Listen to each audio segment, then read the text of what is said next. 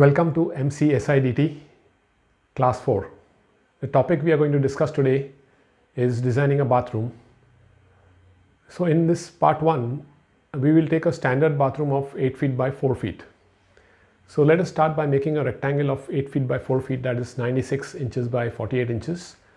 Offset it outside by 6 inches to show the thickness of the wall. Place the window, place the door. Let us divide this length of 96 inches for the time being into 3 equal parts of 32 inches each. The wet area should always be at the extreme end, opposite to the entry, as far away from the entry as possible. So let us allot the shower area to the extreme end. The hand wash should always be as close to the entry as possible. So the first 32 inches we'll allot to the hand wash, and then we are left with the center part, which we'll allot to the WC area. Let us start by putting a counter of 12 inches by 32 inches on the left corner next to the entry.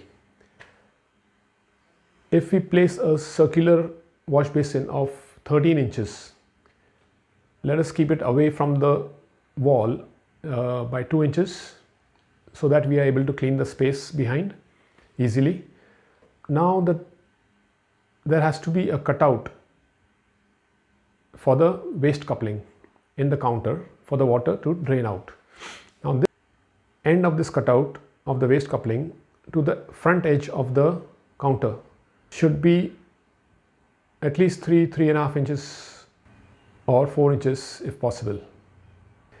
So in case we want to place a bigger wash basin of 15 inches, then because we will get lesser space in the front between the front edge of the counter and the cutout of the waste coupling, we need to increase the depth of the counter from 12 inches to 14 inches, and you will get enough space in the front.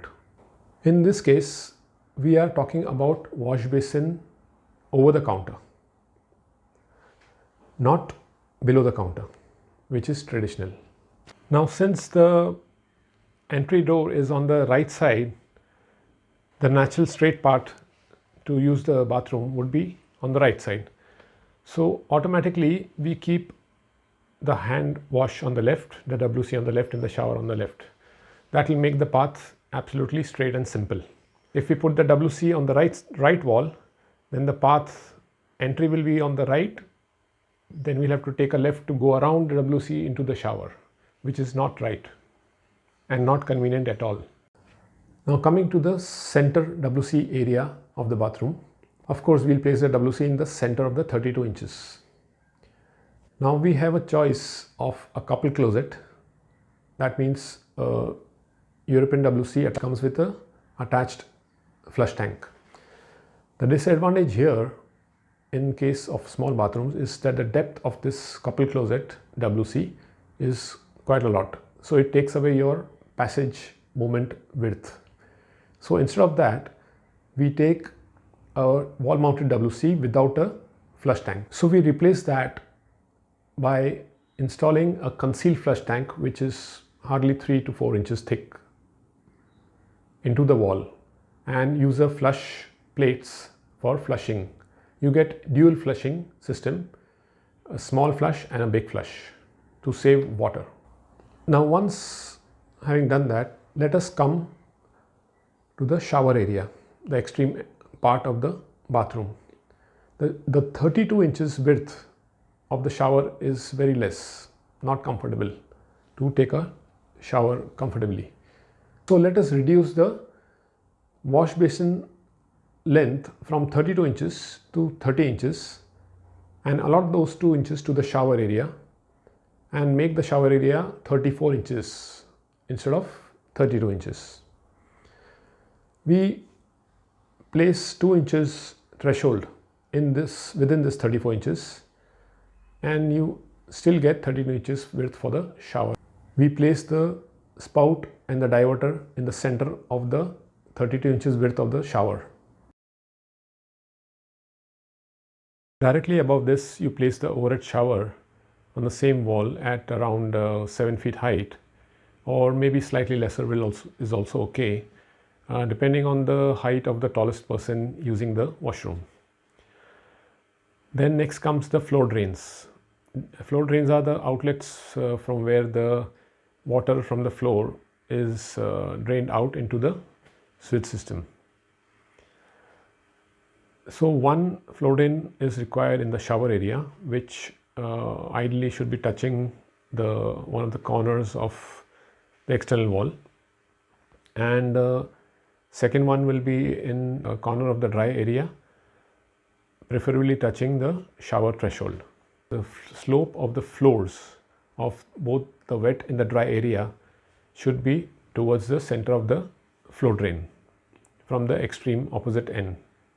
Since we are using an over-counter wash basin, the tap or the basin mixer or the bibcock should be a tall body, and it should be placed over the counter at an angle of 45 on your right, keeping a minimum gap of the thickness of your fingers to be able to clean the tall body. Then we place a tall mirror, the center of which would match with the center of the wash basin. Two lights are placed on either side so as your face doesn't show any shadows. And of course the flush valve of the WC comes right behind the WC on the wall, and the height is automatically decided by the position of the flush tank, which is determined by the manufacturer. The health faucet is the spray which we use to clean ourselves after using the WC. It should be placed on our right if we are sitting on the WC, and the left of the WC if we are facing the WC. So once we have placed all the plumbing and sanitary ware in its position, we need to give dimensions to help the civil contractor and the plumbing contractor to do their work precisely.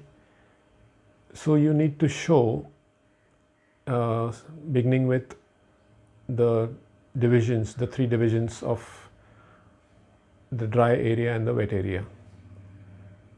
You also need to show the distance of the center of the wash basin, the center of the WC, that's the center of the health faucet from the closest wall, which will be in this case on the left side, and the center of the shower spout and diverter from the right wall. And that brings us to the end of this lecture, part 1 of designing a bathroom. We'll see you soon for part 2. Please subscribe to this channel. Share this video with your friends so that they can also learn, they can also take advantage of this channel. Thank you.